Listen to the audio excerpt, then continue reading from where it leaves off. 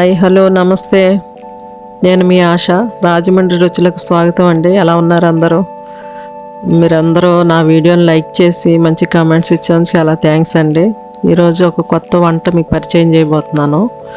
ఏంటంటే అవిసె గింజల లడ్డు అండి. కావలసిన పదార్థాలు: పావు కేజీ అవిసె గింజలు తీసుకోండి, ఒక పావు కేజీ ఒక కప్పుడు వస్తాయి. పావు కేజీ 100 గ్రాములు నువ్వులు తీసుకోండి, తెల్ల నువ్వులు. ఖర్జూరం ఒక పావు కేజీ తీసుకోండి. గుమ్మడి గింజలు ఒక 10 గ్రాములు చాలండి, గుమ్మడి గింజలు.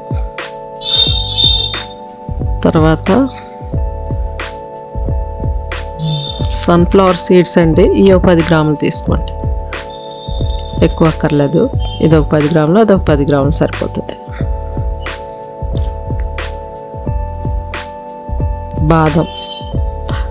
బాదం ఒక 20, ఒక 10 జీడిపప్పులు, అది కూడా ఒక 15 అలా వేసుకోండి. అంజూరాలు ఒక 10 వేసుకోండి.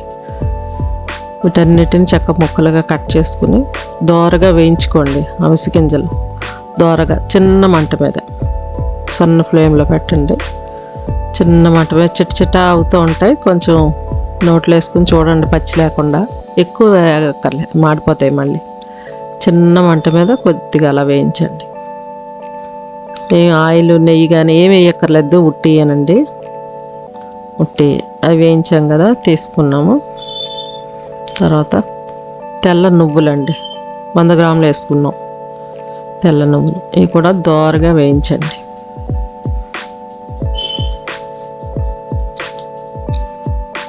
దోరగా బ్రౌన్ కలర్, గోల్డెన్ బ్రౌన్ వచ్చే వరకు వేయించండి చిన్న మంట మీద.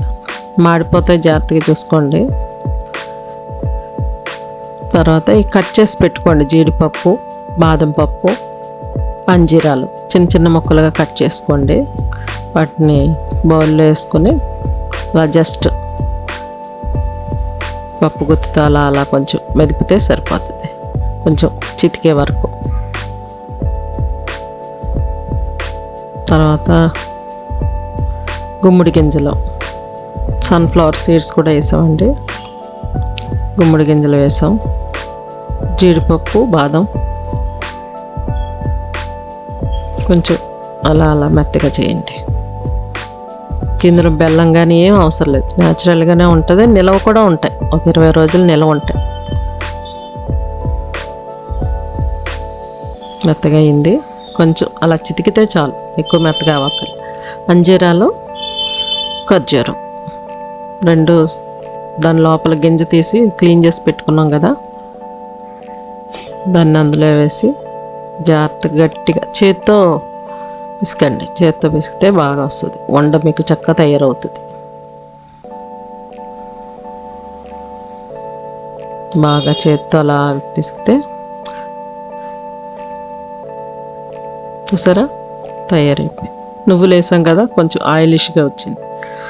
చేతిలో వండ అవ్వాలంటే చూడండి చక్కగా వచ్చింది. తినేందుకు వీలుగా చక్కగా చిన్నగా ఒత్తుకొని చిన్న చిన్న లడ్డూలు, ఒక్క వండ ఒక్కసారికి తినేటట్టు తయారైపోయింది. చాలా సింపుల్గా చేసుకోవచ్చండి. ట్రై చేయండి, ట్రై చేసి చూడండి, హెల్త్కి చాలా మంచిది. Okay, thank you.